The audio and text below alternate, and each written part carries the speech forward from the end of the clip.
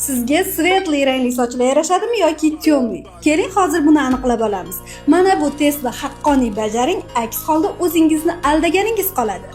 Birinchisi, teringiz rangi temlimi yoki svetliroq? Ikkinchisi, kundalik hayotda qanaqa makiyajda yurasiz? Lyoqkiroqmi yoki bo'rttirilgan, yorqin makiyajda yurasizmi? Uchinchisi, sochingiz salomatligi qanday? Quruq, singan, sog'lom, silliq. Keyingisi, yuzingiz chertalari o'tkir, qirralimi yoki yumshoq? Beshinchi va oxirgi savolimiz, sochlaringiz tabiatdan siyrak ingichkami yoki объемli, ko'pmi? Xo'p, mana endi hisoblaymiz. Agar sizda A javoblar ko'p bo'lsa, demak siz sochingizni temliroq, qoraroq ranglarga bo'yab yurganingiz ma'qul. Agar sizda B javoblar ko'p bo'ladigan bo'lsa, demak sochingizni yorqin, pepli ranglarga qo'rqmasdan ochartirib bo'yayvering.